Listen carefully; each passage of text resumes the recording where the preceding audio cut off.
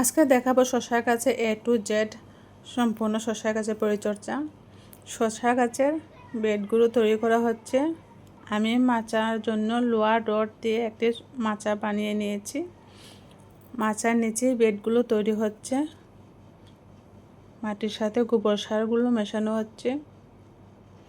এখানে সিড অয়েলের শশা বিচি নেওয়া হয়েছে। আপনারা যে কোনো শশা বিচি নিতে পারেন।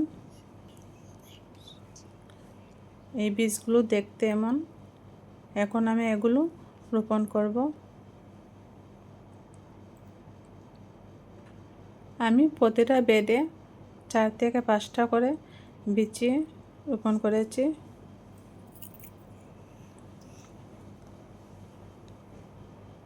এই ভিডিওটা করতে আমার অনেকটা সময় লেগেছে। এটা আসলে একদিনের ভিডিও নয়, অনেক দিনের ভিডিও আমি এড করেছি সবাইকে দেখানোর জন্য।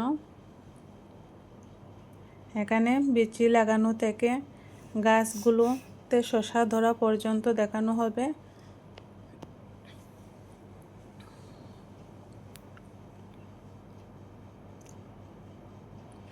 আমি বীজগুলো মাটির খুব একটা গভীরে দেইনি, সামান্য একটু নিচে, মাটি থেকে সামান্য একটু নিচে দেবেন।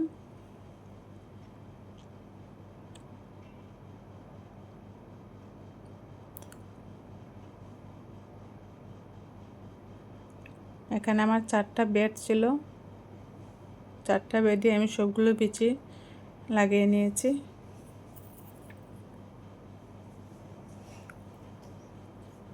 আমি মাচার মধ্যে পলিথিন দিয়েছি কারণ বর্ষাকাল ছিল। 1 সপ্তাহ পর আমার সবগুলো বিচি থেকে চারাগুলো বেরিয়েছে।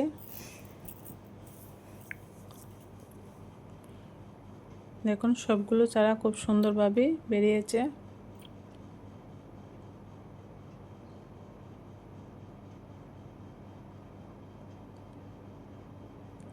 এটা বীজ লাগানোর 1 সপ্তাহ পরের ভিডিও।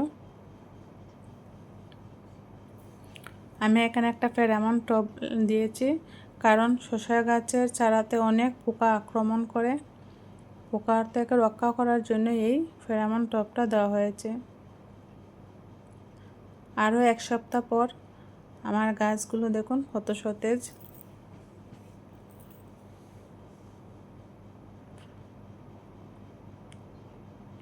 গাছগুলো বড় হওয়ায় আমি উপর থেকে পলিথিনটা তুলে নিয়েছি এবং মাচাতে একটি নেট বেঁধে দিয়েছি।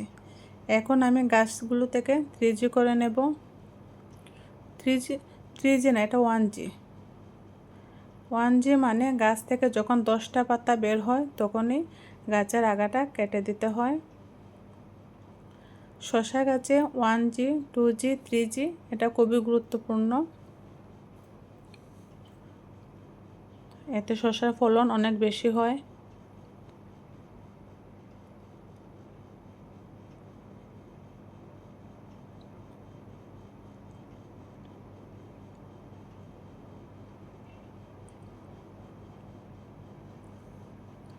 দেখুন পরের সপ্তাহে আমার গাছগুলো মাচাতে উঠে গিয়েছে।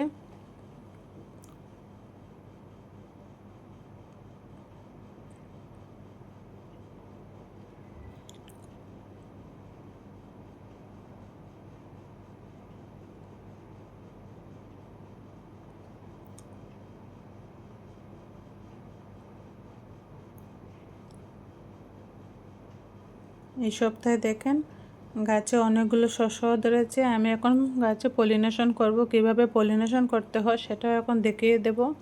আমি গাছ থেকে একটা পুরুষ ফুল নিয়েছি। আমি এখান থেকে ফুলের রেণুটা নেব।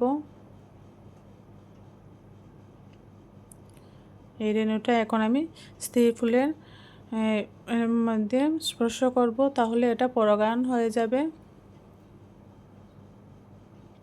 এই শসাটা আর নষ্ট হবে না, এটা টেকে যাবে।